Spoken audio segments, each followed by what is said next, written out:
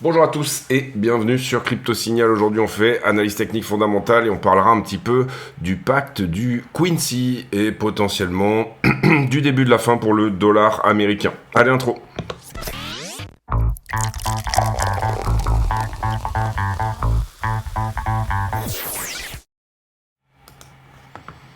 Alors on commence bien sûr par le technique avec la structure en 4 heures. Pour le moment, hier, on a eu un coup de yo-yo, un coup de raquette, un coup d'essuie-glace, hein, comme on dit dans le jargon. Et bien tout simplement avec ce bon CPI, et puis derrière cette annonce que la Fed ne fera probablement qu'une seule coupe de taux cette année, au lieu de 2, comme ça avait été annoncé en mars. Donc le marché est obligé de mettre ça dans les prix. Ça nous donne sur le bon CPI de la hausse, et sur cette mauvaise nouvelle comme quoi la Fed pivotera probablement plus tard ou au moins uniquement une fois par rapport à cette année, eh bien ça nous donne cette espèce d'essuie-glace. Le prix suit bien le fondamental pour le moment. Il est parfois intéressant de se décorréler un petit peu du fondamental et justement d'acheter un petit peu le sang quand la news sort.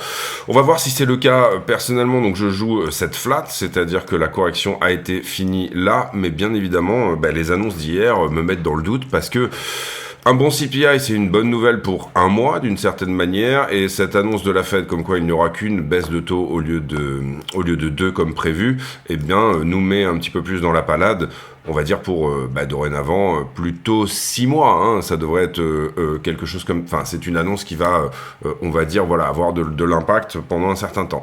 Est-ce que la Fed va changer ses plans? C'est bien possible, et Powell a quand même laissé la porte ouverte, à ce que, foncièrement, on va dire, les coupes de taux restent potentiellement de 2.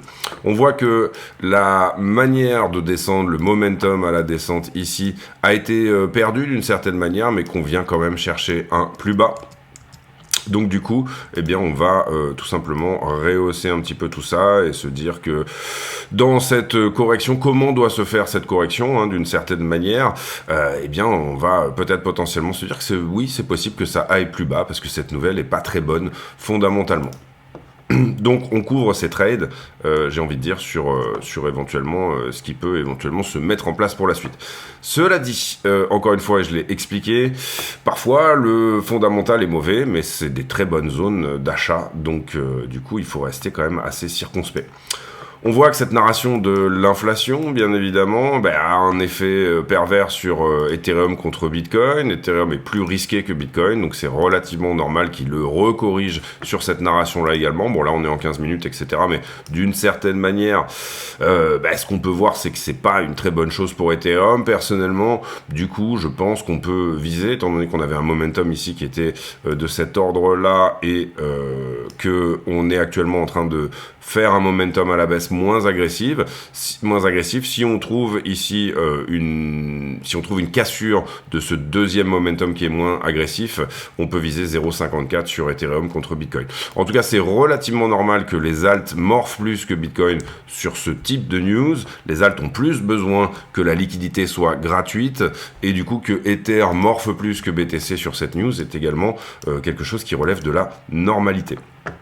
Même chose un petit peu sur Ether, sauf que la distribution, elle est un petit peu plus claire d'une certaine manière, c'est-à-dire qu'on distribue comme ceci, vous voyez que c'est plus propre. Ici, on va la mettre en 1 heure, c'est très bien. Et si on arrive à casser cette distribution, entre guillemets, ça pourrait être la fin de ces vagues-là. C'est-à-dire qu'on se reprendrait ici sur le support, l'endroit entre guillemets. Ce qu'on peut voir en tout cas, c'est que je pense que on vient de clôturer, oui ça s'est fait depuis quelques jours, le support daily qui était ici, donc ça c'est pas une très bonne nouvelle. Ce support daily là, ce qu'on peut faire éventuellement c'est venir à le bouger.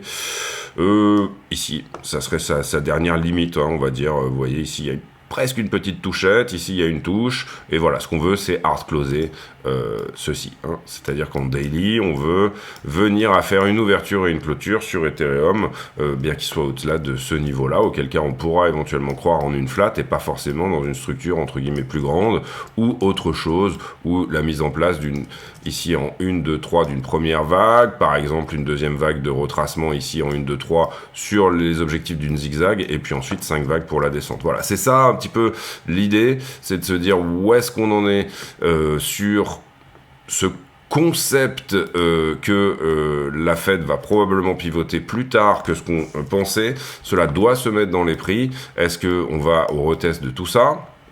Ce qui est possible, 3000 sur Ether. Quand est-ce que vont être annoncés donc une couverture de l'imbalance que vous voyez ici, et un retest du flag que vous voyez là. Est-ce que cette imbalance va être couverte, et est-ce que finalement cette news fondamentalement va nous emmener vers autre chose?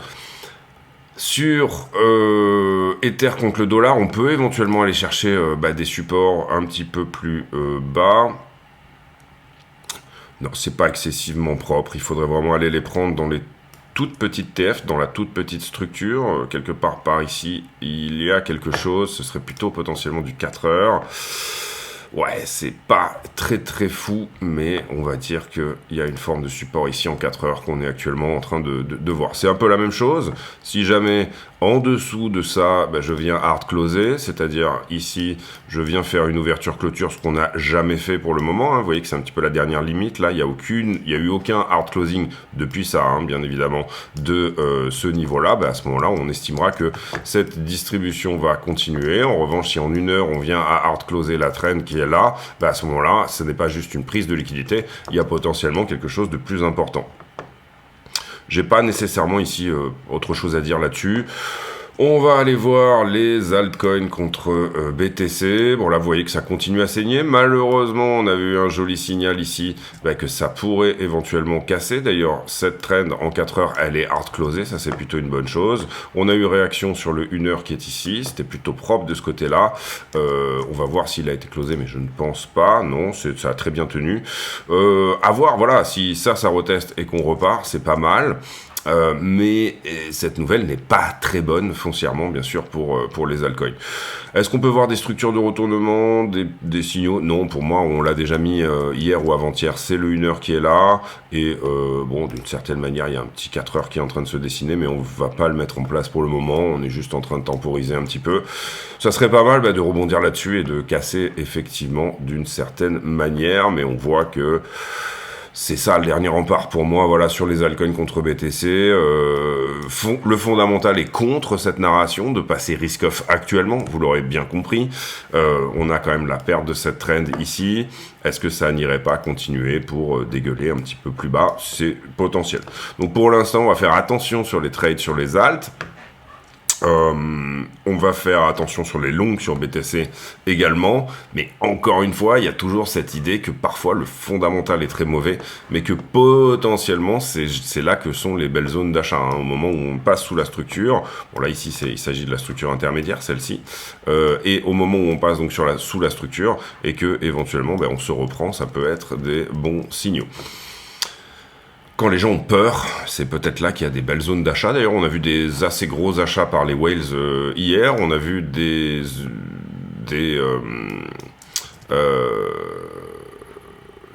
flows ETF, et on passe du coup au fondamental qui était positif. On a eu 100 millions d'afflux sur les ETF. Personnellement, donc on va passer au fondamental encore une fois. On reviendra sur la structure un petit peu plus tard. J'en profite pour vous dire que le partenaire de la chaîne, il s'agit de Bluffin. Bluffin ici, où vous pouvez trader sur à peu près 200 paires.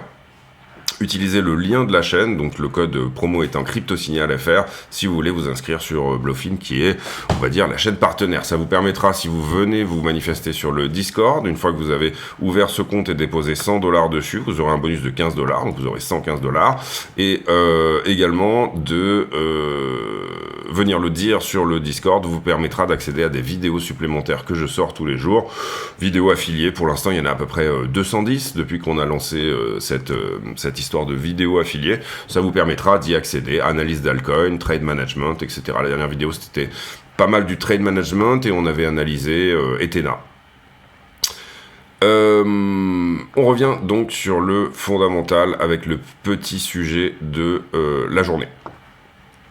Ici, le cash and carry trade, j'avais déjà parlé de tout ça, c'est-à-dire finalement cette idée que j'achète de l'ETF et en même temps derrière je short Bitcoin, et les hedge funds font ça en ce moment, hein, ça se voit relativement bien. Et donc du coup ça vous donne un cash and carry trade, c'est-à-dire que vous en posez la différence comme étant un yield sans nécessairement trop de risque. L'Arabie Saoudite qui aurait mis fin au système du pétrodollar, c'est le sujet du jour. Pourquoi on parle de ça ? Parce que MBS, donc Ben Salah, ne semble pas vouloir reconduire cette espèce d'accord de fait qui était de dire que tout simplement la majorité du pétrole saoudien devrait être échangé en dollars. C'est un pacte qui, de surcroît, avait été plus ou moins signé par son père. Vous le voyez ici, sur ce bateau de guerre qui est le Quincy, au lendemain de la Seconde Guerre mondiale. À ce moment-là, d'ailleurs, Roosevelt avait offert son fauteuil au père de Ben Salah, qui était infirme, et il y avait eu des moments un petit peu... on va dire que... Al Saoud avait voulu démontrer un petit peu la force de son royaume, etc. Donc il était arrivé avec une énorme caravane pour rentrer effectivement sur ce bateau de guerre. Et il avait planté sa tente sur le bateau de guerre, chose qu'avait après un petit peu réédité Kadhafi quand il était venu planter sa tente à l'Élysée. D'une certaine manière, l'idée ici, ça a été de dire que Al Saoud devait s'émanciper des compagnies de pétrole européenne, hein, en fait. Vous comprenez que globalement, si vous voyez les choses comme ça, pour l'Arabie Saoudite, c'était le début un peu de l'exploitation du pétrole. En Iran, vous aviez British Petroleum qui avait le conglomérat. Ils se sont ensuite émancipés et ça a donné un petit peu toutes les guerres qu'on a connues par ailleurs. Et j'avais fait tout un sujet sur le premier ministre d'Iran à cette époque-là, qui avait émancipé totalement. En Libye, vous aviez eu bien sûr Kadhafi, et globalement la Libye c'était plutôt Agip, donc le pétrole italien hein, qui était dessus. Et puis la France avait un certain nombre de colonies également sur lesquelles il bénéficiait de l'exploitation du pétrole. À la suite de la Seconde Guerre mondiale, tout le monde voulait de l'or en fait pour échanger leurs matières premières. Et Al Saoud avait été un des premiers à obtenir un deal à 50-50, c'est-à-dire tu exploites mon pétrole, tu ramènes tes compagnies pour finalement monter tout ça, mais on crée une boîte qui s'appelle Aramco, c'est bien sûr tout le pétrole saoudien passe par là. On crée une boîte spécifiquement pour que je puisse capter 50% de ces ressources, à la fois pour moi-même, mais également bien sûr pour mon pays.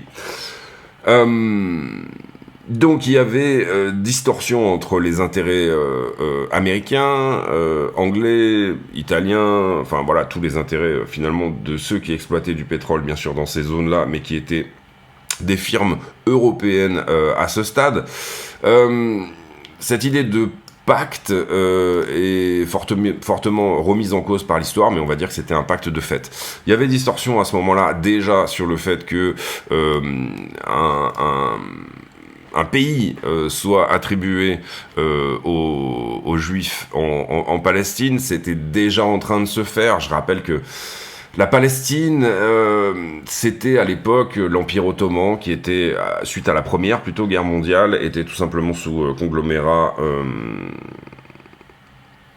british, anglais, et pour totalement détruire cette idée d'empire ottoman, finalement, il a été créé plusieurs pays, Jordanie, bien sûr, alors la Palestine n'était pas un pays à cette époque-là, mais à un moment donné, il s'est mis en avant, de la part des Britanniques, cette idée de créer un État national pour les Juifs. Cette idée-là, au départ, était plutôt sur une base antisémite en fait, c'est-à-dire que on disait aux Juifs allez plutôt là-bas que nécessairement de rester entre guillemets en Europe. C'était dans les années un petit peu les années 30, etc., les années un peu noires où finalement les frontières étaient un petit peu floues entre qui était antisémite et qui ne l'était pas. En tout cas, beaucoup de pionniers se sont installés à ce moment-là en Palestine, et puis suite à la Deuxième Guerre mondiale, on le sait, il y a eu bien sûr exode, suite à toutes les atrocités qui sont passées pendant la Deuxième, il y a eu un exode de gens qui ont voulu réellement construire cet État d'une certaine manière.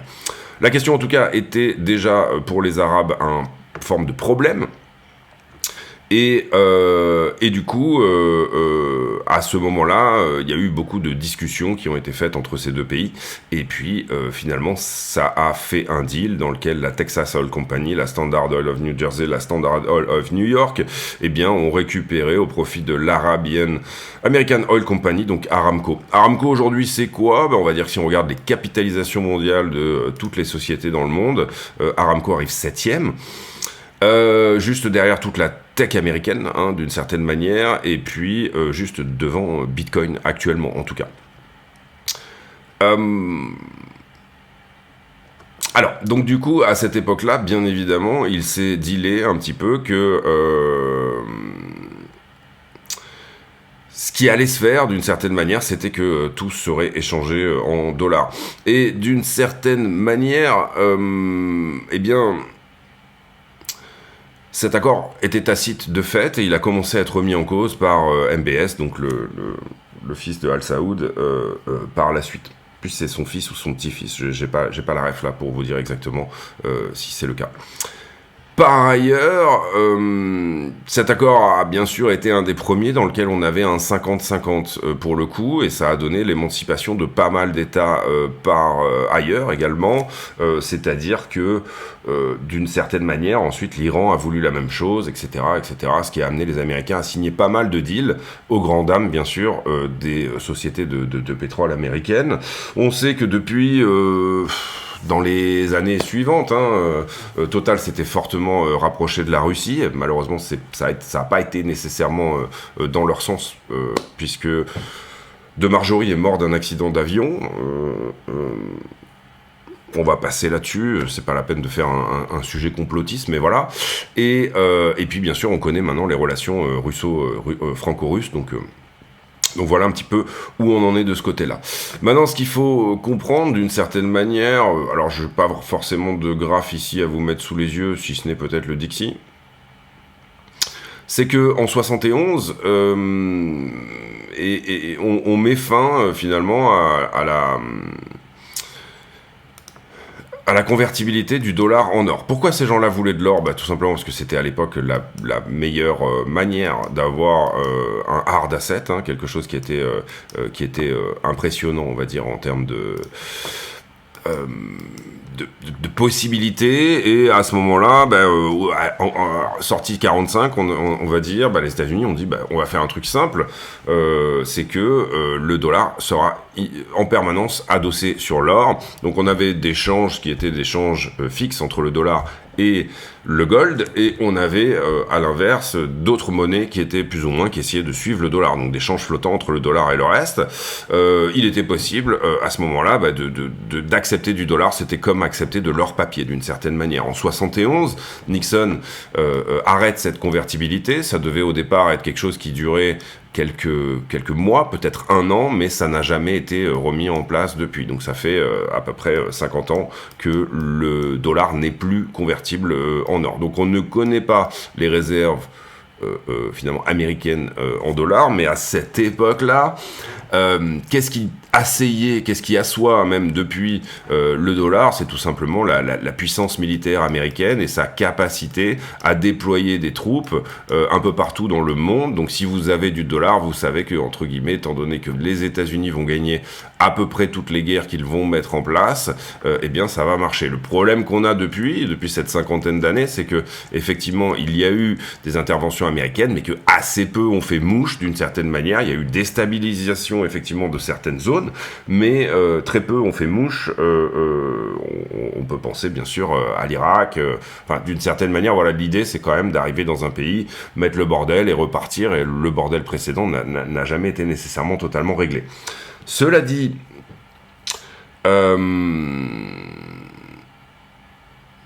Cela dit, comment fonctionne une monnaie? Ça va être une vidéo assez longue, mais comment fonctionne une monnaie? Théoriquement, j'ai un pays, les États-Unis, j'ai le dollar, et sur le fonctionnement de base, on va dire que les USA vont exporter des choses en dollars, elles vont importer des choses dans d'autres monnaies, d'accord? Et c'est la balance commerciale qui, théoriquement, devra constituer la demande pour le dollar. Je mets ici de côté les aspects bancaires, hein, c'est-à-dire prêter du dollar, combien ça rapporte. Il y a bien évidemment une demande induite par ça, mais globalement, avant tout ça, on va dire 19e, 20e siècle, etc., toutes ces choses-là, c'était bien évidemment la balance commerciale qui faisait que vous aviez une monnaie forte ou faible. Si vous vouliez avoir énormément d'exportations, vous alliez plutôt vous battre pour une monnaie faible, c'est-à-dire que vos exportations ne seraient pas chères pour les autres pays, rapport à leur monnaie à eux, et par contre vous étiez pénalisé bien sûr sur du coup les importations, puisque donner une partie de votre monnaie pour intégrer des monnaies d'autres pays à ce moment-là était problématique, donc vous importiez plus cher, vous exportiez moins cher, ça boostait votre compétitivité nationale, on va dire. Au travers de cette victoire sur la Seconde Guerre mondiale, les USA ont joué un coup extrêmement futé, puisque vous comprenez que ce mécanisme-là n'existe plus. On importe des choses en dollars, on exporte des choses en dollars, ça n'existe plus au niveau de la balance commerciale. Le dollar n'a pas besoin, les États-Unis n'ont pas besoin d'avoir cette recherche de compétitivité. Par ailleurs, effectivement, toute cette demande, on va dire, du pétrole Aramco et autres, hein, tout ce qui était le pétrodollar, hein, d'une certaine manière, mais également les exportations militaires, donc on parle de complexes militaro-industriels, pétro-industriels, le pétro... Oui, bon, voilà, vous comprenez. Eh bien, tout ça fait que l'Arabie Saoudite, théoriquement, leurs exportations auraient dû bénéficier à leur monnaie, mais que finalement, c'est une demande induite pour le dollar qui fait que le dollar augmente, et ça a créé dans le monde pas mal de choses, à savoir certaines années où il y avait du dollar gap, ça veut dire pas assez de dollars dans le circuit mondial, et certaines années où il y avait ce qu'on appelle du dollar glut, c'est-à-dire trop de dollars dans le système mondial. Tout ça, bien sûr, un dollar glut va bénéficier aux pays émergents, on va dire ça comme ça, un dollar gap va leur poser problème. Donc, c'est pour ça que, d'une certaine manière, toutes les places financières mondiales, actuellement, on va dire, sont quand même pas mal dépendantes de la position du dollar en soi. Ici, vous avez la charte, depuis 70, depuis la non-convertibilité du dollar en or. Vous voyez que ça nous a donné quoi ? J'ai un premier choc pétrolier en 73 qui correspond à une forme de demande induite pour le dollar, puisque le pétrole est plus cher, hein, donc du coup c'est une forme de demande induite, encore une fois, qui en bénéficie, pas nécessairement non plus les États-Unis directement, parce que leur pétrole interne à eux est également plus cher, mais d'une certaine manière ce sont les pays émergents qui payent pour cette balance déficitaire des importations américaines. Là où théoriquement le dollar aurait dû baisser, en fait finalement il vient à augmenter. J'espère que vous comprenez bien les mécanismes. Kissinger, à ce moment-là, c'est très bien expliqué dans cet article de Coin Tribune sur justement qui est sorti il n'y a pas très longtemps, 12 juin, hier. Très bien expliqué là-dedans. Kissinger fait un coup de maître, puisque il faut bien comprendre que le premier choc pétrolier fait suite à effectivement toute cette idée de création d'un État hébreu. Les États-Unis reconnaissent assez rapidement Israël, etc. Et Kissinger en 74, on peut imaginer que cette idée d'un dollar extrêmement cher, le baril, a bien sûr créé une crise au niveau à la fois européen mais autre, mais que d'une certaine manière, Kissinger a joliment joué le coup, puisqu'ils vont venir mettre plutôt du feu sur cette histoire-là, pour tout simplement effectivement, cette idée que le pétrole est cher en soi n'est pas tellement un problème, au sens où, je l'ai répété, c'est la puissance militaire qui assoit désormais la puissance du dollar. Donc venir mettre un petit peu le bordel dans certaines régions à ce moment-là, et on comprend que au Liban, ça s'est pas très bien passé dans les années de 75 à 90, c'est une énorme guerre civile au Liban. On comprend que voilà, pas mal de pays ont été déstabilisés dans ces époques-là.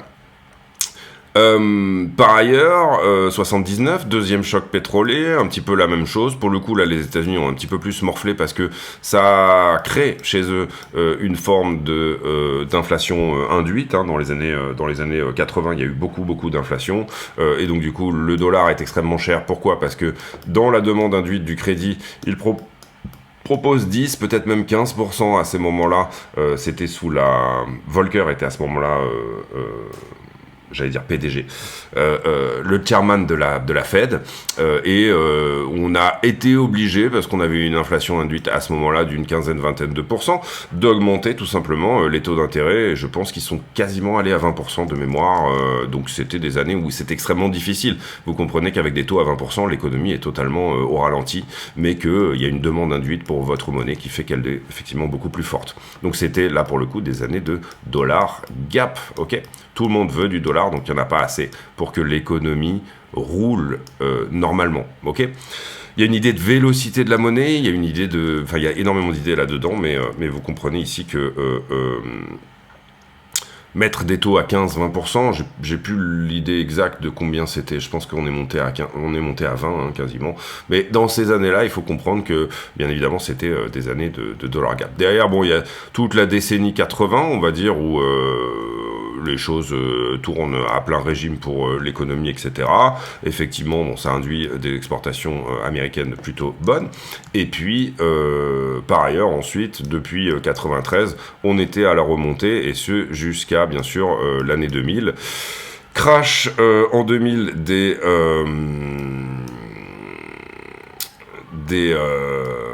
bourses financières américaines, bien évidemment, et puis dot-com bubble, etc. Ensuite, on a eu toute cette période, et jusqu'à finalement 2008 à peu près, crash de la bulle immobilière aux États-Unis, plutôt la crise des subprimes, on va dire. Et puis là où finalement on commence à avoir un petit peu cette idée de taux zéro, etc. Un dollar qui finalement reste à peu près dans sa fourchette basse pendant un certain temps. Et puis depuis 2014, on a commencé à passer des niveaux assez forts. Et globalement, ici, on voit 2018, on va plutôt parler de 2020. 2020, crise du Covid. Et puis finalement, depuis, on a un dollar qui est plutôt à l'appréciation.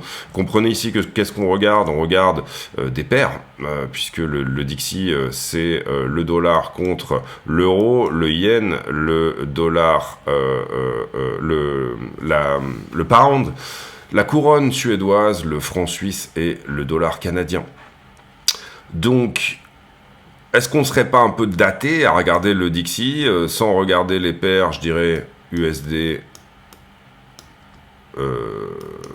yuan, d'accord, USD rouble, hein, pourquoi pas, puisque on parle ici des BRICS, bien évidemment, et puis d'autres paires qui peuvent être éventuellement intéressantes à intégrer dans ce fameux panier de devises. Moi, je trouve que c'est ma question, c'est-à-dire, de toute façon, il y a déclin du Japon, on peut les enlever, il y a déclin de l'Europe, on peut les enlever, il y a plus ou moins, oui, déclin de, bien sûr, le Royaume-Uni, et couronne suédoise, franc suisse, on va dire que ça va être des choses qui vont assez peu peser, et puis déclin du Canada, bien évidemment. Donc, d'une certaine manière, ce que je veux dire par là, c'est que oui, effectivement, on a d'énormes signes, comme quoi cette charte est en train de partir en sucette. D'abord à la hausse, et en soi, ça n'est pas nécessairement totalement normal que cette charte soit actuellement haussière, au sens où le monde nous dit plus que le dollar a perdu, mais rappelez-vous qu'il y a cette idée de puissance militaire qui prévaut. Maintenant, il faut comprendre qu'un pays qui est extrêmement endetté, comme c'est le cas des États-Unis dorénavant, et ça n'est pas réellement un problème pour les États-Unis, puisque en théorie, il devrait y avoir cette demande induite pour le dollar. Maintenant, les Chinois ne sont plus très intéressés par le dollar, les Russes, je pense que ça va de soi que ça n'est plus le cas. Les Japonais ont plutôt opté pour une dette souveraine, donc ils sont plutôt intéressés par leur propre dette, etc. Et globalement, on va dire que ceux qui vont emprunter aujourd'hui en dollars vont plutôt être ceux qui sont sous le joug de la puissance militaire, bien sûr, américaine, c'est-à-dire les pays de l'OTAN. D'accord ? Désormais, on a vraiment autre chose. Cette puissance militaire est importante, mais il y a un fort endettement, et la grosse question ici, elle est posée par Ray Dalio notamment dans The Rise and Fall of Nations, c'est-à-dire la montée des empires et leur chute, c'est de dire qu'à un moment donné, pour être le gendarme du monde et avoir une monnaie qui est nécessairement celle qui va asseoir quelque chose, il y aura peut-être, entre guillemets, la guerre de trop qui finalement veut dire que votre puissance militaire n'est plus, parce que plus personne ne veut de votre dette et vous n'êtes plus capable de refinancer, en fait, puisque, en fait, vous comprenez ici que c'est un petit peu comme du marketing. Il y a des dépenses de marketing énormes en puissance militaire, pour que finalement ce soit le dollar qui soit en demande induite, qui soit forte. À partir du moment où la dette des États-Unis explose, la grande question ici, c'est qu'est-ce qui nous reste pour les États-Unis? Est-ce qu'on a encore une vague de 20 ou 25 ans qui va arriver où le dollar se défendra bien quand même? Ce genre de chute n'arrive pas d'un coup. Donc ça, c'est une des questions qui est assez forte. Et bien évidemment, les places financières américaines sont les plus importants dans le monde aujourd'hui. Se passer des places financières américaines veut dire avoir une bonne vingtaine, trentaine, quarantaine d'années avant de pouvoir se reconstruire, parce que, encore une fois, vous avez toujours besoin de commercer en dollars avec le reste du monde, en tout cas pour le moment. Mais ce qu'on peut voir aujourd'hui, c'est les prémices d'un nouveau monde, où du coup, les Saoudiens disent, moi ce que je veux, c'est commercer avec du yuan, ma propre monnaie, du dollar, etc. Les Russes disent, moi je ne veux plus du dollar du tout, et les Chinois disent je n'achèterai plus de la dette US. Et ils disent je suis prêt à commercer avec eux avec grand plaisir, et je suis prêt à commercer avec eux avec grand plaisir dans leur propre monnaie. Est-ce que Bitcoin a quelque chose à sortir de tout ça? Bien évidemment, c'est décentralisé, c'est computé extrêmement vite, on va dire. Vous achetez un fournisseur, le virement est fait le lendemain. Ça enlève toutes ces idées également d'extraterritorialité du dollar. Est-ce que je parle de ça? Il a été posé à un moment donné par la jurisprudence américaine que finalement, tout ce qui était échangé en dollars à un certain moment relevait du droit américain. C'est pour ça que BNP avait payé des amendes pharaoniques à un moment, alors qu'ils avaient fait des deals dans des pays émergents, on va dire, mais ils les avaient fait en dollars. Donc il y avait une jurisprudence qui avait dit il va falloir que vous payiez, entre guillemets, des taxes, etc. et des amendes. S'il y a des choses qui ne nous plaisent pas, vous devrez payer bien sûr ces amendes, tout simplement parce que l'échange a été fait en dollars.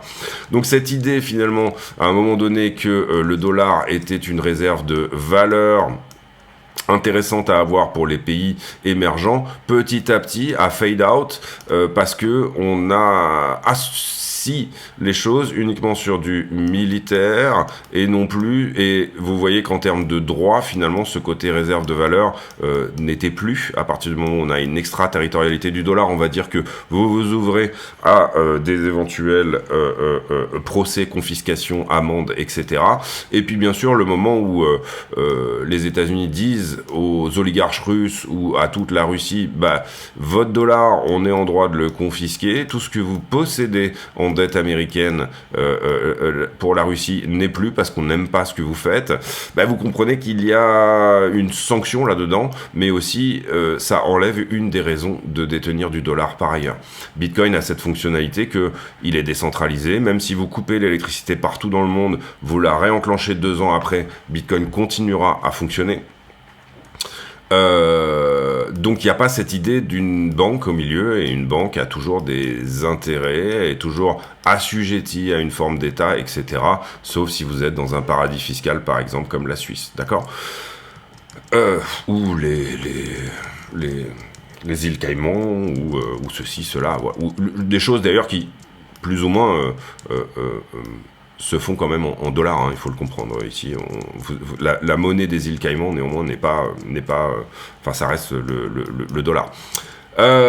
Comment se fera la suite? C'est un petit peu la question du moment. En tout cas, le spot est plutôt cool pour Bitcoin. Ce qu'on a vu pour le moment du côté des BRICS, c'est plutôt le fait qu'ils sont en train de dire oui, on peut éventuellement utiliser la blockchain, mais on va le faire au travers de monnaie numérique de banque centrale, des CBDCs, monnaie numérique de banque centrale qui sont en ce moment déjà en place en Russie et en Chine. Et il y a des projets, bien sûr, pour que ce soit fait également sur pas mal d'autres choses. dans ce cadre-là, Ripple a signé des accords, mais plutôt avec des petits pays, d'accord, et là on parle de XRP bien sûr, des petits pays type Géorgie, etc., toutes ces choses-là.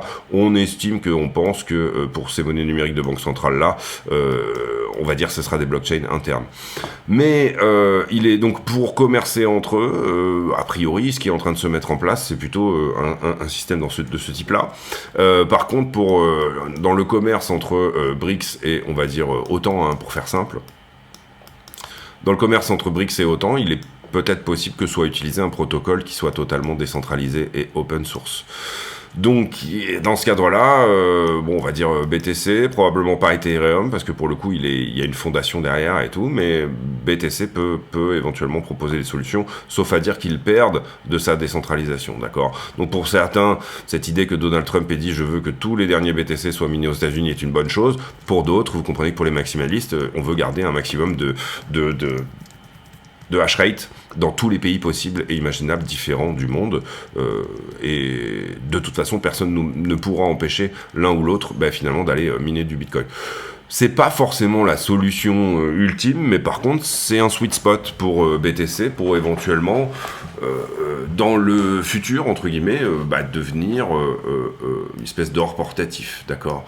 Beaucoup de gens voient BTC comme l'or numérique, beaucoup de gens vont voir Ethereum comme le prochain dollar numérique, même si pour moi c'est plus autre chose, c'est plus Ethereum et plus le nouvel internet de la monnaie, d'accord.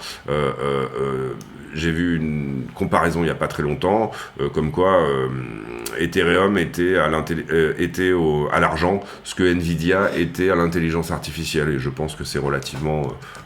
voilà, l'idée d'Ethereum, c'est une plateforme.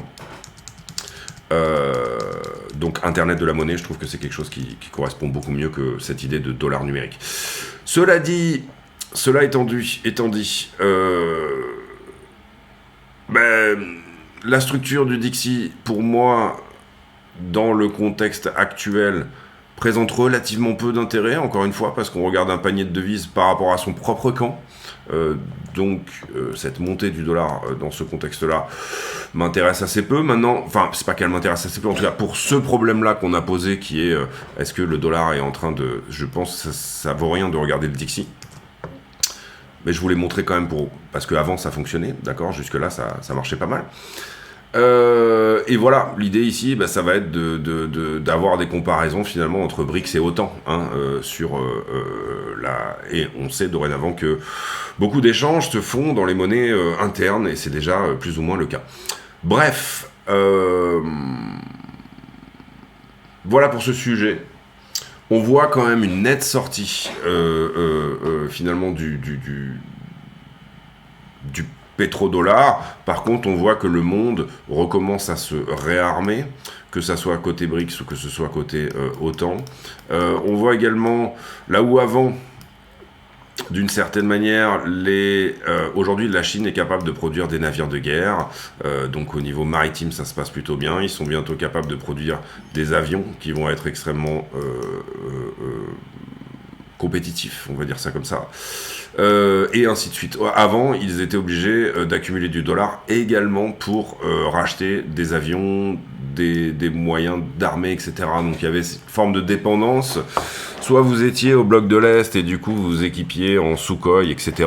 Contre du café, ce que vous voulez, ou alors des garanties politiques que vous allez aller plutôt dans tel ou tel autre chemin politique interne, soit vous vous équipiez vers le bloc de l'Ouest, et là, c'est vrai que, d'une certaine manière, on peut rendre ça à De Gaulle, hein, en grande partie, c'est que la France présentait un intérêt d'être un petit peu capable de vendre à l'un et à l'autre en fonction de ses propres intérêts, puisqu'on avait à ce moment-là, effectivement, à la fois les Dassault et compagnie qui existent toujours, hein, d'ailleurs, mais qui offraient une forme de proposition, une troisième voie, d'accord.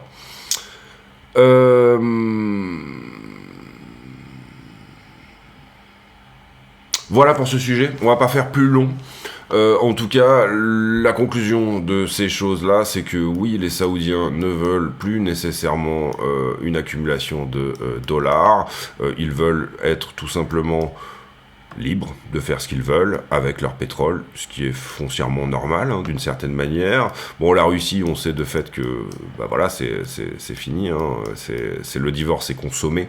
La Chine, bah, on sait aussi que pour eux, accumuler de la dette américaine, là où finalement, à un moment donné, ils y voyaient le fait de grignoter petit à petit de l'influence sur les États-Unis, elle n'est entre guillemets plus énormément intéressée par ça, et globalement on va dire que tous ces pays-là quand même présentent un certain intérêt pour l'or physique, d'accord ? Ici il y a un vrai intérêt pour le fait d'accumuler de l'or plus que de la dette américaine. Donc, est-ce que cet intérêt va ripper vers du Bitcoin ? Oui, si Bitcoin propose des beaucoup plus belles choses que l'or. Pour le moment, bon, l'or propose une stabilité que Bitcoin n'a pas, d'accord ? Donc là, on est complètement d'accord là-dessus. Ça peut prendre encore des années. Mais le Bitcoin présente des caractéristiques beaucoup plus intéressantes que l'or. Portabilité, décentralisation d'une certaine manière. Ça risque d'être compliqué si vous voulez acheter plusieurs centaines de tonnes d'or, de ne pas passer par le circuit bancaire, d'accord ? Alors que pour le Bitcoin, pour le coup, vous pouvez l'acheter, vous savez même pas réellement à qui vous l'achetez, etc., etc., etc. Il y a une forme de secret bancaire au fait que Bitcoin soit pseudonyme, c'est-à-dire que l'adresse ne porte pas nécessairement un nom. Je ne sais pas pour combien de temps ça va durer, parce que, on le sait, il y a une forme d'intérêt fiscal à ce que dorénavant Bitcoin devienne pseudonyme, mais où vos cold wallets seront connus par les États. Bon voilà, on ne va pas refaire ici toute la dynamique des questions qui se pose, mais ça me paraissait intéressant de faire ce sujet. On a déjà pas mal parlé de ces choses-là. Moi, je dirais que le principal aspect quand même, c'est que si j'ai un dollar assis dans l'intérêt national et dans les exportations, enfin dans tout ce qui se passe dans le monde, pour le coup, avoir une puissance militaire est plus facile. Et aujourd'hui, on a des États-Unis qui, je pense, hein, je suis pas tout à fait sûr que ça soit le cas, mais mettent de l'huile sur le feu pour réasseoir cette puissance militaire-là, mais attention, ils sont très endettés. Ça, c'est la première chose. La deuxième chose, c'est que à long terme, les demandes induites pour le dollar sont en train de diminuer de par des aspects politiques, multipolarisation du monde, etc., toutes ces choses-là, et que par ailleurs, il faut faire attention à la guerre de trop, celle qui réaugmente énormément la dette, etc., ce genre de choses. Bon, là, il y a eu la pandémie, mais vous comprenez qu'en ce moment, on est en train d'imprimer également pour l'Ukraine, pour toutes ces choses-là, etc. Est-ce qu'il n'y aurait pas, à un moment donné, un problème qui fait que cet empire, qui était sur une très forte hausse, on va dire, ne serait pas au moment où finalement on va stagner un petit peu pendant un certain temps et puis ensuite rediminuer. En tout cas, ça semble pas être le cas, et sur le S&P, encore une fois, on fait des nouveaux plus hauts, donc il y a peut-être encore une jolie vague à venir pour les États-Unis.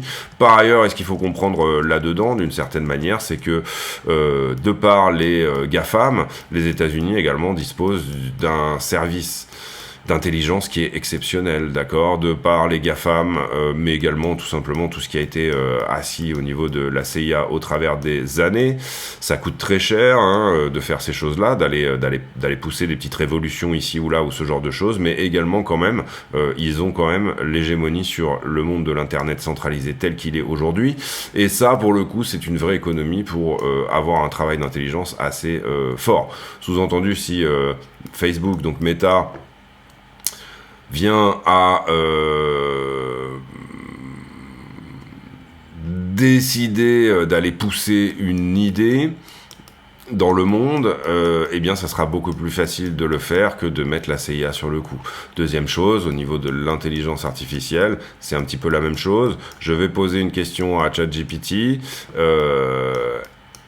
La manière dont il me répond dépend d'une idée, qui elle-même dépend d'une société, qui elle-même dépend d'un contexte politique. Ok, donc ça, c'est vraiment des choses, je pense, qu'il faut intégrer.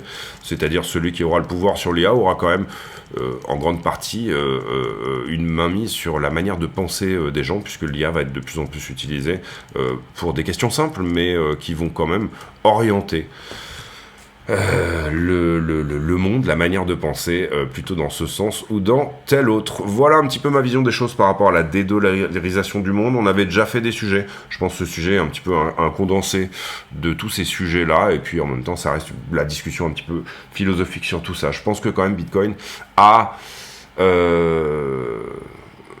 quelque chose à tirer de tout ça. Quoi qu'il en soit, pour moi, voilà, il y a quelque chose d'intéressant à éventuellement se tourner vers Bitcoin. On va passer sur les autres sujets assez rapidement. Ici, c'était de la blague. Ici, c'est un billet d'humeur politique au sens la France contre la France, hein, pour moi.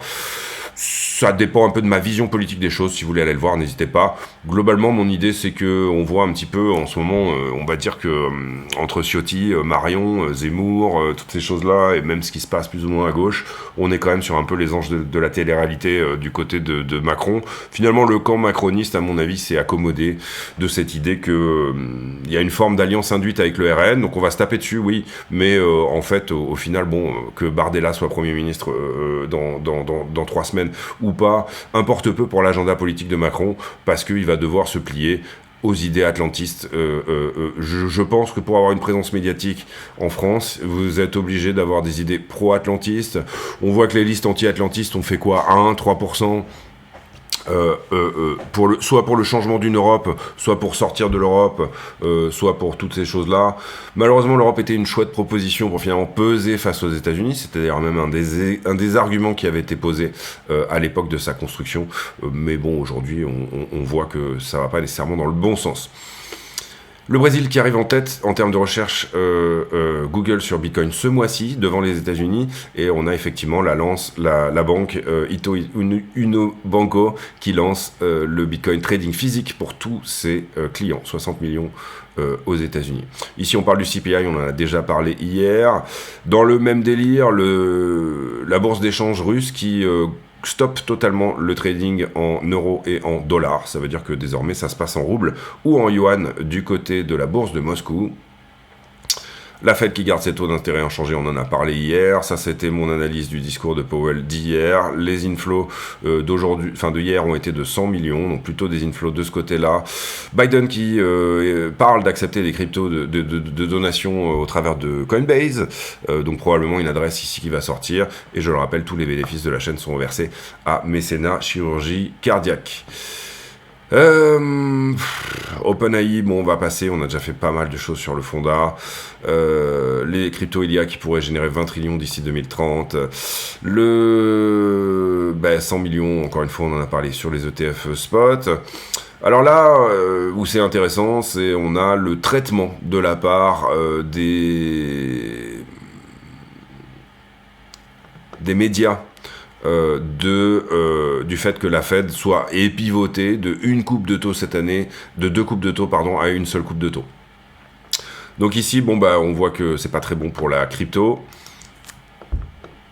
Ici, les whales qui, visiblement, ont accumulé 1,4 milliard dans les dernières 24 heures sur cette correction-là. La part en euros des échanges, qui est totalement aux fraises, ça c'est normal. À partir du moment où l'euro se range derrière le dollar, 1 euro égale 1 dollar. Pourquoi détenir de l'euro? Ça n'a aucun sens en termes de réserve de change. À partir du moment où on a appliqué sur la Russie les mêmes sanctions que celles qui avaient été appliquées par le dollar, il est bien évident qu'on est dans une Europe atlantiste et que l'Europe n'est pas en train de jouer son va-tout. C'est-à-dire l'idée ici, ça aurait été de dire, nous, l'euro, entre guillemets, c'est sacré.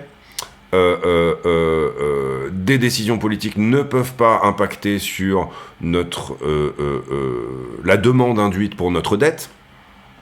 Et là, il aurait été extrêmement intéressant pour l'euro de se placer en forme de troisième voie. C'est-à-dire de dire, si vous êtes un pays émergent un petit peu, que vous avez envie d'avoir une demande induite pour l'euro, nous, en tout cas, on ne touchera pas à ça. C'est-à-dire, effectivement, on va faire des sanctions, ceci, cela, mais cette partie-là, on n'y touche pas. Et non, 1 euro égale 1 dollar, l'Europe s'arme avec l'OTAN, voilà, donc il n'y a pas vraiment de nécessité ni à échanger en euros, donc d'accumuler de l'euro chez vous, ni à détenir de l'euro plutôt que du dollar, c'est ça un peu l'idée, d'accord ? Ici, Bloomberg qui nous dit, la Fed nous dit qu'effectivement elle va faire uniquement une coupe cette année, mais elle garde la porte ouverte à 2. C'est effectivement une des choses que j'ai plus ou moins entendues entre les lignes dans le discours de Powell, c'est-à-dire qu'il a parlé de prévisions extrêmement conservatistes, etc. Enfin, après, Powell a été relativement hawkish hier. Enfin, déjà cette annonce était hawkish, mais il a été quand même relativement hawkish, c'est-à-dire anti-inflation, plus que dovish, sous-entendu. Je vais pivoter. Bon, voilà, on verra ici où ça va, mais j'ai un peu cette lecture aussi. Maintenant, il faut comprendre que ça, c'est la lecture de Bloomberg. Ça veut dire que ça va plutôt ici vous dire oh, c'est pas très grave, etc. Donc il faut faire attention, encore une fois, à la manière dont les news se présentent. Ici, il y a quand même une volonté de plutôt présenter bien les choses, malgré effectivement ce pivot donc de Powell, ou en tout cas le fait que Powell nous dise bon, bah, désormais, on va aller vers plutôt une seule coupe que deux. Ici, on va passer là-dessus. Et là, pareil, la lecture de Market Watch est de dire Powell qui dit que la Fed serait prête à couper les taux si jamais l'inflation baisse complètement. Donc on a une lecture de par la presse qui n'est pas sanglante, sur cette news-là. Donc j'aurais tendance à dire pas très bon signe, mais on va voir effectivement comment se placent les choses. Il faut comprendre ici aussi que je crois que le S&P n'a pas sous-performé comme l'a fait Bitcoin sur ces informations-là. On va regarder après derrière, vite fait. Et bien là, on a eu ça. Aujourd'hui, qu'est-ce qu'on a les jobless claims, c'est-à-dire les inscriptions hebdomadaires au chômage. On aura le PPI aussi qui va nous donner des infos sur l'inflation. C'est pas des news majeures, hein, parce que l'inscription hebdo au chômage, c'est une news hebdo. C'est pas des news majeures, encore une fois. Ici, les ventes au retail qui peuvent être intéressantes, mais globalement, ça va se calmer au niveau des news. Globalement, sur la semaine prochaine, il n'y a pas énormément de choses. On passe aux liquidités. 230 millions de liquidés hier, c'est une journée plutôt péchue. La moitié sur Bitcoin et Ethereum, c'est plutôt normal. En général, on voit Ethereum être à la moitié de Bitcoin. Là, on voit qu'il a un peu plus liquidé que lui. Le carnet d'ordre spot qui ne s'affiche pas. Ok, ça y est, on l'a.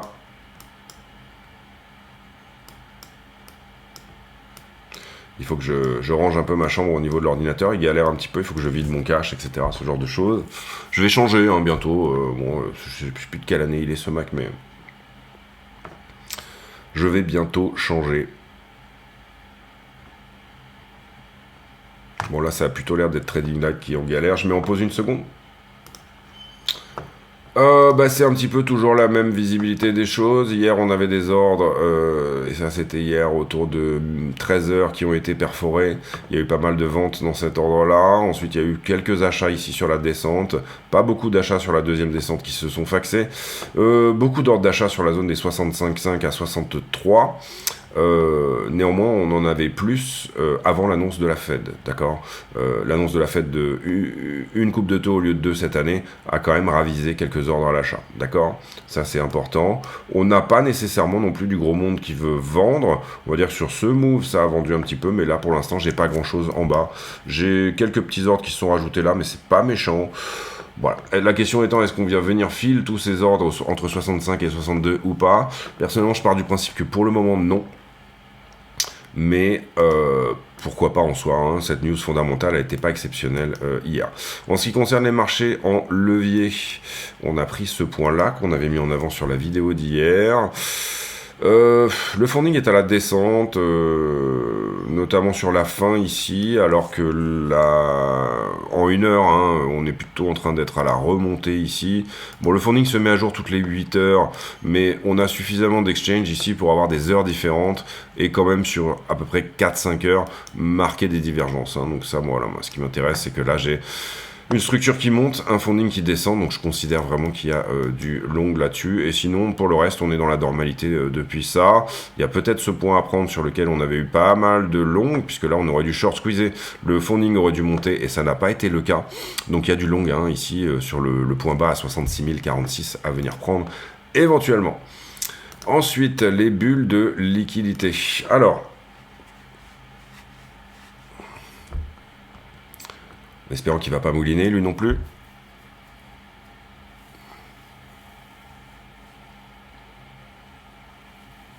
Eh bien, si, je mets en pause une seconde. Alors, donc sur cette poussée de prix, le delta des 5 jours était repassé, vous le voyez ici, positif. On a short squeezé tout ce qui était là. Petite poussée encore supplémentaire ici, juste avant l'annonce de la Fed. Et puis derrière, le prix, bien sûr, sur cette mauvaise news, vient chercher d'abord les longueurs retardataires, éventuellement ce qui s'était construit même un petit peu plus bas. Ensuite, on est relongué, on l'avait montré hier sur la structure, donc du coup, le prix vient les chercher. Et puis là, actuellement, on est en train de larver dessous. La question ici, c'est est-ce qu'on viendra chercher systématiquement tous ceux qui essayent d'attraper un couteau qui tombe, ou alors est-ce qu'à un moment donné, on viendra chercher tout ce qui s'est construit entre-temps. En tout cas, j'ai moins de shorts. Une fois qu'on a eu ce retracement haussier là, et puis dans cette zone-là, j'ai moins de short que sur le départ de la structure. Le funding est dans des zones comment il est totalement neutre, il est à 0 globalement. Donc, globalement, sur la structure globale, j'ai autant de short que de long. Là, on regarde sur 5 jours, mais sur ETH... Sur ETH, même idée, assez moins de longue, probablement en dessous que sur Bitcoin, mais c'était régulièrement le cas sur Ethereum. Ensuite, en ce qui concerne la 7 jours sur BTC, elle est bien nettoyée, mais le fait qu'on larve un petit peu sous la structure ici, et ça depuis finalement hier après-midi. Oui, c'est ça, hier après-midi, oui, c'est ça. Nous a reconstruit une petite poche de liquidité en deçà. Ici, on avait commencé à la construire. Là, on a poussé. Ici, il y a un peu de monde qui est rentré. En fait, cette poche de liquidité, elle s'est construite globalement plutôt hier matin, en fin de matinée. Ensuite, on a eu le push. On a du longueur qui a pris profit sur cette montée quand même, c'était plutôt de la petite TF, on va dire ça comme ça. On n'est pas venu chercher le point chaud ici à 70 500, ni les autres points chauds par ailleurs. Ici, moi, je regarde encore une fois sur iBlock, qui n'est pas dynamique, c'est ce que je préfère, moi, parce que du coup, avec le funding, je me fais ma propre idée. Sur iBlock, et on regarde que les gros leviers, c'est-à-dire L1, L2, L3. Globalement, le fait que le funding soit à 0 est en train de nous dire que j'ai autant de monde ici que de monde ici. Donc ça veut dire que j'ai beaucoup de monde, vous l'aurez compris ici, qui a disparu. Très peu de traders de position. Maintenant, dans la petite structure, on peut imaginer que les positions fraîches sont plutôt toujours en position pour le coup. Et j'ai du monde à 65 pour le coup. Et j'ai du monde jusqu'à 75. Donc la question c'est est-ce que je viens chercher 65 qui sont aussi des ordres à l'achat, entre 65 et 62, il y a une volonté d'achat quand même. Ou alors est-ce que je viens chercher 65? J'ai autant de monde ici que là en tout cas, et j'ai assez peu de traders de position qui ont tenu leur position depuis, en tout cas c'est ce que nous dit le funding. Comprenez que là j'ai élargi à 2 ans pour avoir toute la structure, j'ai 2 ans devant moi de logback. Donc voilà, ici l'idée elle est comme ceci. Ether qui a beaucoup à short squeezer, malheureusement si Bitcoin ne donne pas des jolies choses, et le fondamental est mauvais pour Ether, encore une fois cette idée qu'on ne va pas pivoter tout de suite du côté de la Fed n'est pas forcément une très bonne chose.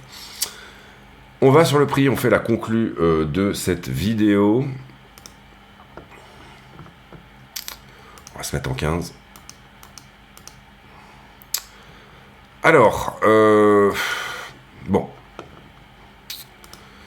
Impulsion, correction, impulsion.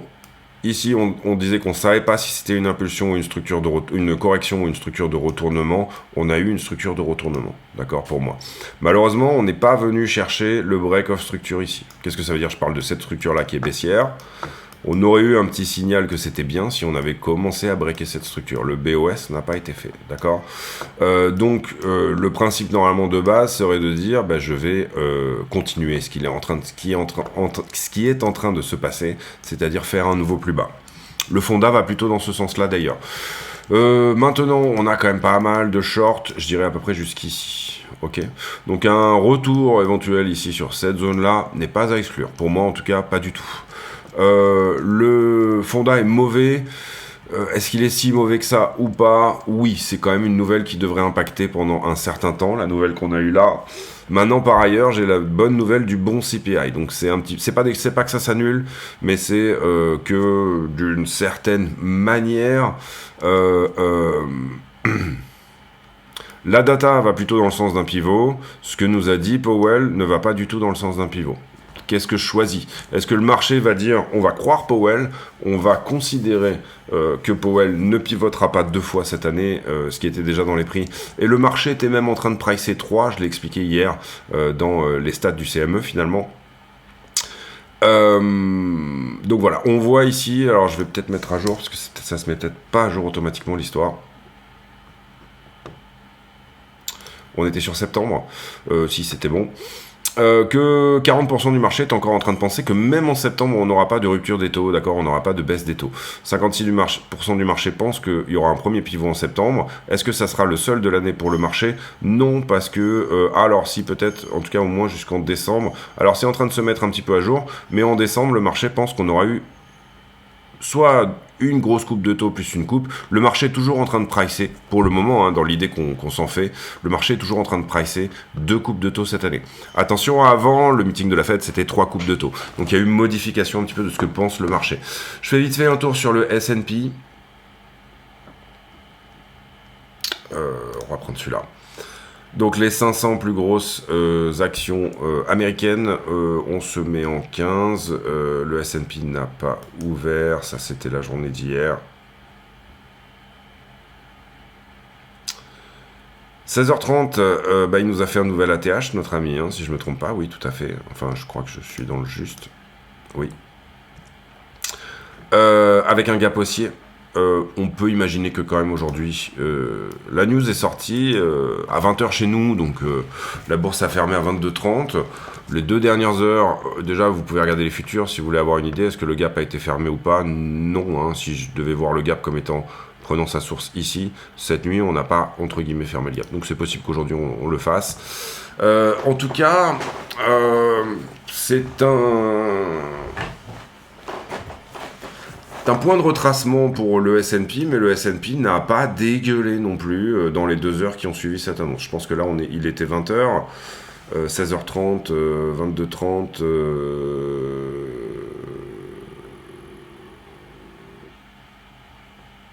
Ouais, c'est plutôt là qu'est sortie la news, hein, globalement, ici.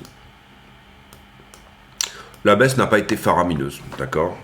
Sur les futurs, oui, hein, cette nuit, parce que les futurs cotent la nuit... Non, même pas tellement. Mais pourquoi j'ai un gap?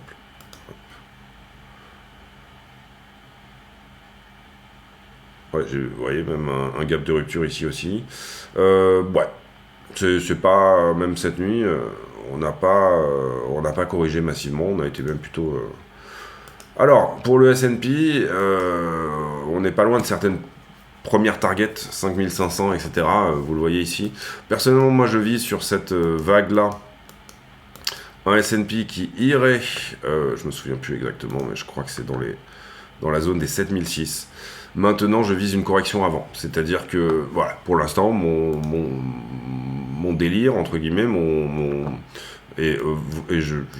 j'aurais vendu une bonne partie autour des 7100. On peut aller à 10 000, on peut aller à 15 000, attention. C'est juste que, voilà, moi, c'est ma manière sur ce que j'ai sur le S&P, je vise une correction. Ici, on avait eu un petit début de quelque chose, ça sentait bon, et là, on revient sortir du monde. Voilà, l'idée, ça serait éventuellement, je pense, de revenir sur la zone des 4004, ce qui ferait un petit peu mal.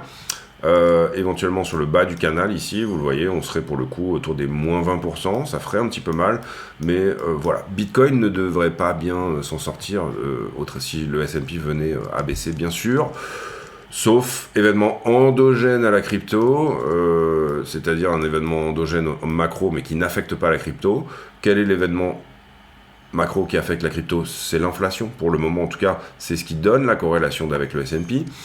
Mais il y a des choses qui sont endogènes bien sûr à la macro qui peuvent éventuellement être plutôt bénéfiques pour la crypto, ou il peut y avoir quelque chose d'endogène à la crypto qui aide la crypto de son côté, mais les décorrélations S&P et crypto ne sont pas rares, voilà, c'est ça, d'une certaine manière.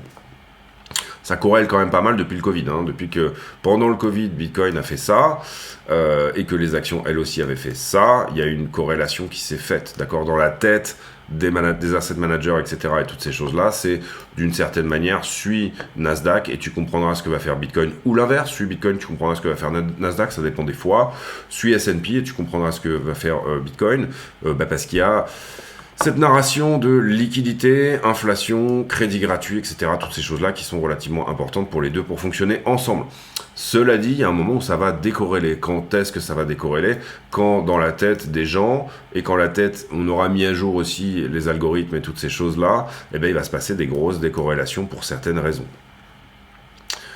Qu'est-ce que ça veut dire? Ça veut dire que vous avez un Bitcoin qui théoriquement est un actif anti-inflation, mais qui réagit en ce moment de manière inverse à l'inflation. Ok, vous me suivez jusque-là. Bitcoin, il y en a 21 millions, il ne peut pas y en avoir plus, etc. Sur son fondamental, c'est littéralement quelque chose qui est totalement contre la perte de votre pouvoir d'achat dans le temps, mais aujourd'hui, la liquidité fait qu'il a besoin de liquidité pour push-up. À l'inverse, il y a un moment donné où son fondamental reprendra le dessus et où on cherchera plutôt des narrations d'inflation pour éventuellement venir se rabattre sur Bitcoin. En tout cas, c'est l'idée. Mais ce n'est pas encore le cas.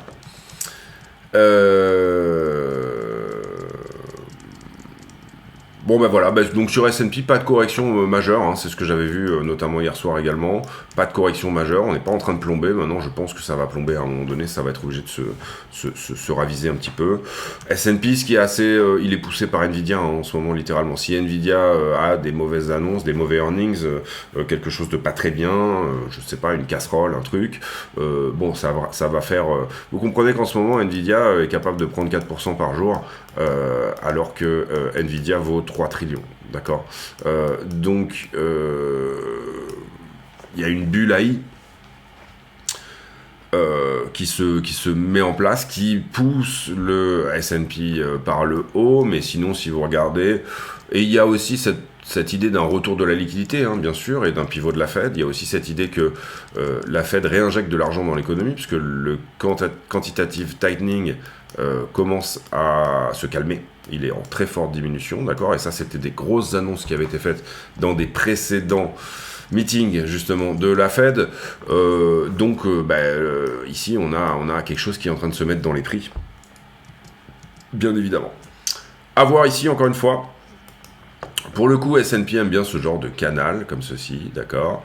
Là, on avait aussi ce canal qui était très propre, un petit quelque chose qui est perdu, on revient prendre au-dessus, on revient retoucher le haut du canal. Il aime bien ce genre de canal un peu droit, hein, typiquement comme ce qu'on avait eu là-dedans.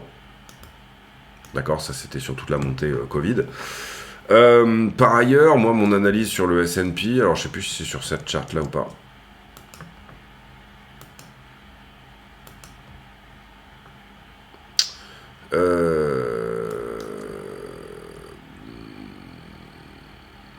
Non. Je vais regarder, je vais essayer de regarder si c'est sur une autre. Peut-être que je l'ai pas.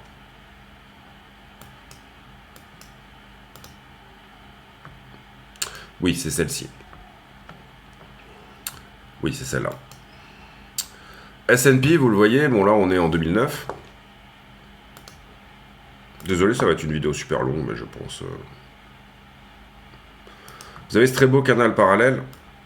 On va le mettre comme ça. Et on va le mettre comme ça. Qui vient chercher le haut quand on est dans l'excès. D'accord, mais on est sur des belles zones de vente quand on est en haut du canal parallèle, et qui vient chercher le bas du canal quand on est en légère correction, et le bas du canal quand on est sur une forme de crise, ok. Ici, vous le comprenez, c'est 2009, ici c'est le crash Covid, d'accord, mais globalement, la tendance, elle est quoi? Elle est juste de dire, bah moi finalement je m'adapte par rapport à la liquidité dans le monde. Donc voilà, là on n'est pas très loin du haut du canal, encore une fois, marquer une grosse correction ici vers le bas, qui somme toute était des corrections intrinsèques à ce qu'il se passait avant, n'est pas à écarter. À partir, on va dire, des 5006, c'est-à-dire qu'on y est à peu près, hein, on est à 5004, c'est pas... Voilà. Sauf grosse déviation qui nous emmènerait pour le coup à 6004, 7000, hein, avec le temps un petit peu, pour ça que moi je vise un petit peu 7100 sur ces zones-là, eh bien S&P pour le moment n'a pas nécessairement de raison, sauf à dire qu'ils viennent chercher le bas du canal, auquel cas c'est 3006, d'accord, les bons points d'achat sont à 3006, et ici vous comprenez que pour le coup ça s'est passé par 2 fois dans le passé, d'abord à l'origine de cette droite, mais également sur le crash Covid. Donc il y a un côté paralléloïde à un petit peu tout ce qui se passe dans le S&P. Si je vous divise le S&P par la monnaie en circulation,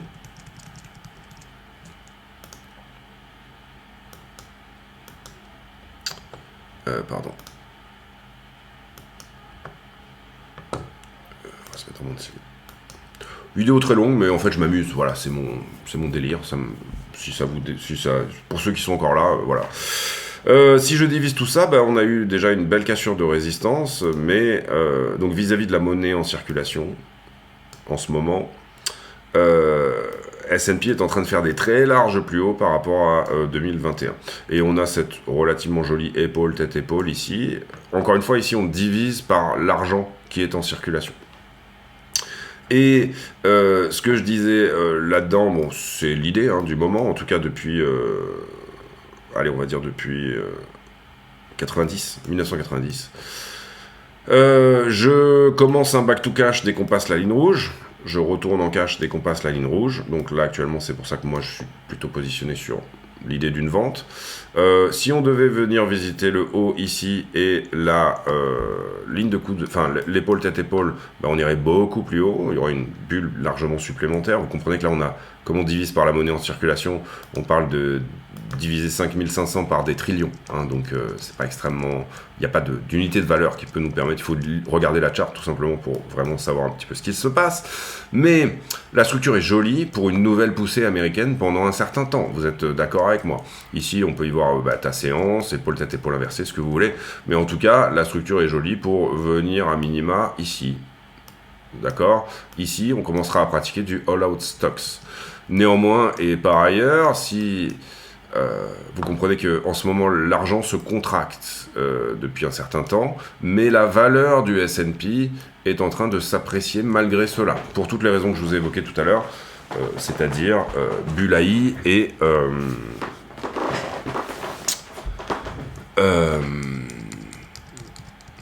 la monnaie se contracte, donc du coup, on a un dénominateur qui baisse ici. Mais...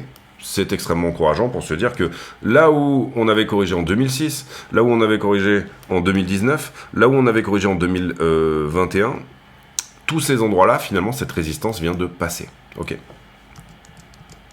Contre la monnaie. Ok. C'est vraiment une vidéo, pour le coup, affiliée, que je suis en train de faire là.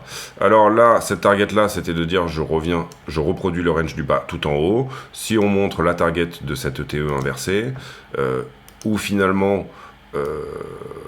on a une forme de target, c'est la même. Oui, je sais pas pourquoi j'ai... Oui, je suis con, oui, évidemment.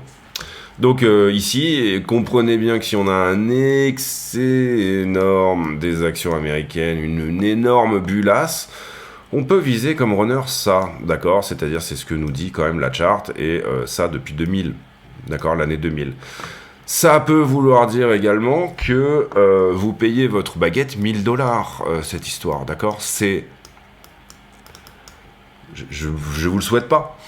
Je vous le souhaite pas, mais vous comprenez que d'une certaine manière, si j'ai des actions qui sont extrêmement valorisées vers le dollar, elles sont censées plus ou moins... Enfin voilà, ça peut vouloir dire beaucoup de choses, cette histoire. Même si on a énormément de monnaie en circulation, on aurait une survaluation énorme, tout simplement parce que plus personne ne veut de cash. Ça peut être aussi ça l'idée. L'idée, c'est que pour le moment, en tout cas, je temporise mon portefeuille action de manière à garder le même pouvoir d'achat dans le temps, ce qu'on avait dans tout ce range-là.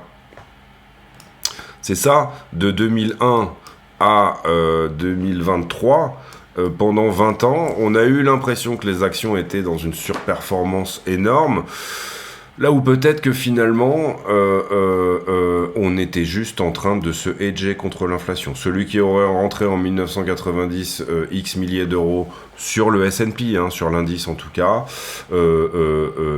ressortirait potentiellement en valeur, je dis pas en dollars, mais en valeur, à la même chose, c'est-à-dire en termes de pouvoir d'achat, il aurait juste préservé son pouvoir d'achat. C'est comme ça qu'on peut lire cette charte.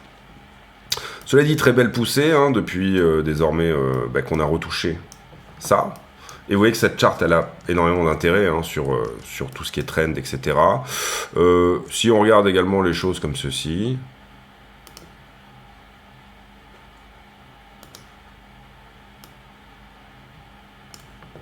Voilà, est-ce qu'on n'est pas sur des endroits... C'est une question que je pose, c'est pas du tout une certitude. Alors, on va le mettre comme ça, peut-être même comme ça. Est-ce qu'on n'est pas sur des endroits où finalement le S&P aurait besoin de ressourcer vis-à-vis de la monnaie un petit peu plus bas?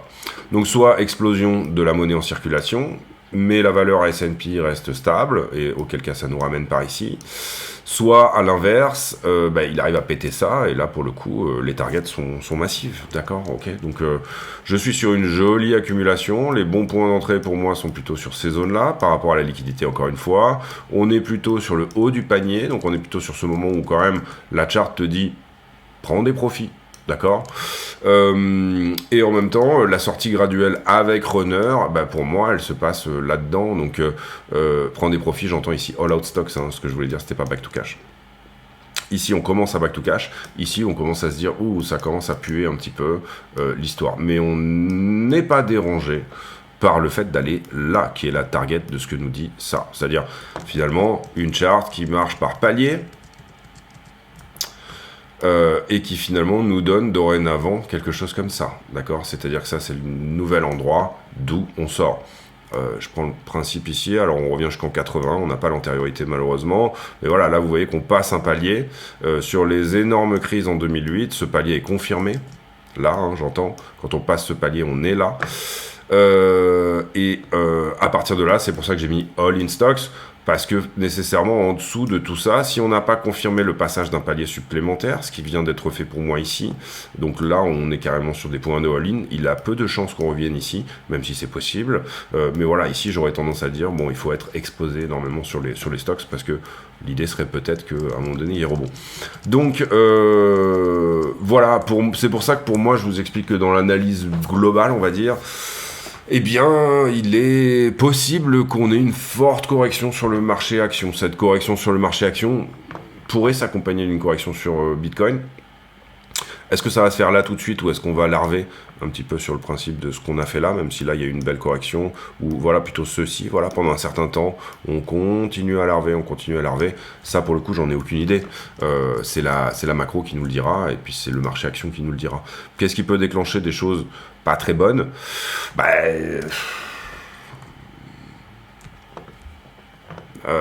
Beaucoup de choses, on en a parlé, cette idée de puissance militaire, etc. Je pense que c'était une vidéo géopolitiquement assez complète. Voilà, c'était ma grosse analyse de la dédollarisation du monde. Où peut aller le S&P? Est-ce qu'il y reste une dernière vague ou pas sur les aspects américains des choses? Si c'est le cas, c'est ça que je veux voir, d'accord? Peut-être même larver un petit peu, revenir tester à la fois le support et le reste ici et repartir. Pour le moment, je continue à m'inscrire dans l'idée que le palier à passer, il se trouve là. Si jamais le S&P, devait pousser, ça c'est ma target ultime. À partir de ce moment-là, je serai que sur l'immobilier, du cash, d'autres choses, plus que sur les actions, bien évidemment. Enfin, c'est l'idée en tout cas.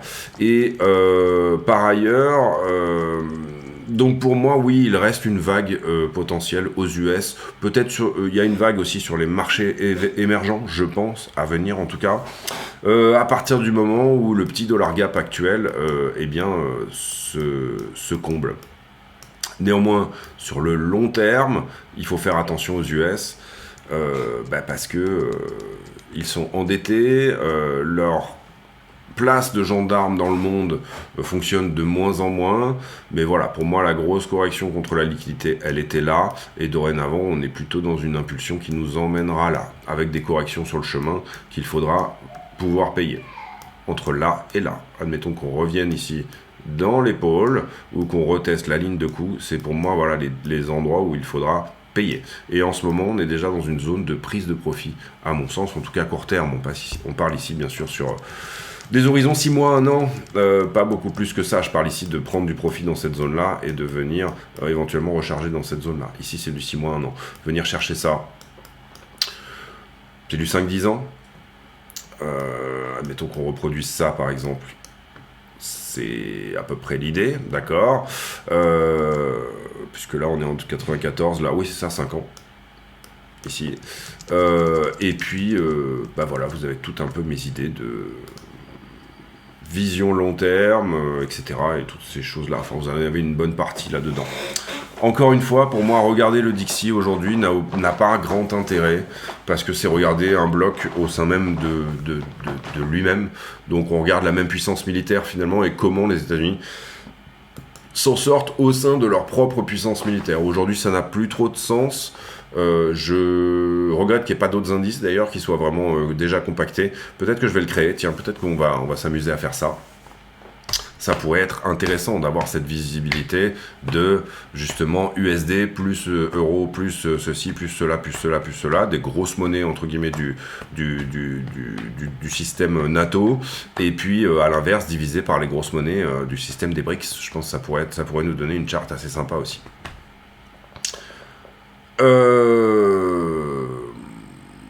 Ben voilà l'idée, je vous laisse là-dessus, j'espère que ça vous a plu au niveau de cette vidéo. Je pense qu'il reste 3 personnes, mais voilà l'idée globale un petit peu des choses.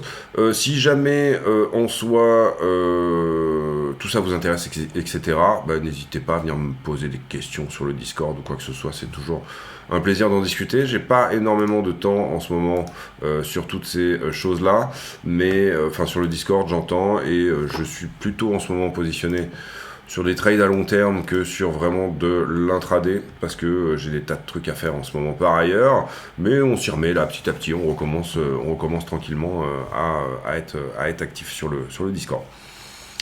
Et je réponds à toutes les questions pour le coup, parfois ça met du temps, etc. Et c'est pareil, les commentaires, j'ai un retard monstrueux pour répondre aux commentaires, ça va être assez chiant la journée où je vais le faire, mais je vais le faire. J'ai pour habitude en fin de vidéo de poser une question à la con, peut-être pour voir si une personne a suivi jusqu'au bout, hein, finalement. Si dans les commentaires je vois une réponse à la question à la con, ça me dit que effectivement il y a eu au moins une personne qui est allée au bout de la vidéo. Là je pense qu'on est sur une des plus longues de la chaîne. Bon, on a fait un très gros sujet hein, aujourd'hui, mais en soi la question à la con du jour, elle sera sur d'une certaine manière, qu'est-ce que vous en pensez d'ailleurs par rapport au bloc américain? Est-ce que vous pensez qu'il est déjà fini? Est-ce que vous pensez que c'est le début de la fin? Je vous invite vraiment à aller voir tous ces concepts autour de Rise and Fall of Nations de Ray Dalio. Il y a des traductions en français même, je crois, qui sont plutôt bien faites, mais l'idée étant que à un moment donné c'était le British Pound, et puis finalement pendant la Première Guerre mondiale c'était la guerre de trop pour le British Pound et on a dégagé. À ce moment-là le dollar a pris l'ascendant, et pour le moment on est sur une domination très longue du dollar. Avant le British Pound c'était quoi? C'était tout simplement le florin. Avant le florin Hollande, et avant ça, pas François Hollande, le pays, avant ça c'était le franc, et ainsi de suite, et ainsi de suite, et que au travers des âges, il y a forcément une nation dont la monnaie prédomine, qui a également une position excessivement en avant sur le pays. En gros, pendant la révolution industrielle, vous comprenez bien que c'était l'Angleterre, et que ensuite on assiste à un déclin progressif de cette puissance-là. Ça ne veut pas dire que, vous le voyez ici, entre guillemets, les USA resteront toujours une place. Hein. Regardez la France, l'Angleterre et la Hollande restent toujours des pays qui ont quand même, entre guillemets, pignon sur rue en termes de puissance mondiale. Donc je ne vois pas nécessairement ici une chute rapide et précise des États-Unis pour autant. Le principe de Ray Dalio ici, c'est de dire que assez souvent, la fin de ces empires-là amène, et quels sont les signaux? Assez souvent, il s'agit également d'une forme de guerre civile ou d'instabilité sociale au sein même du pays. C'est-à-dire que, en plus d'être doublé, de devoir être le gendarme du monde et de ne plus arriver nécessairement à le faire correctement, il y a aussi d'énormes problèmes internes qui se créent.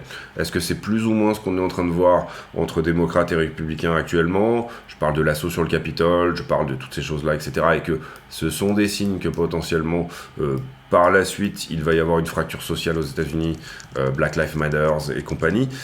À voir.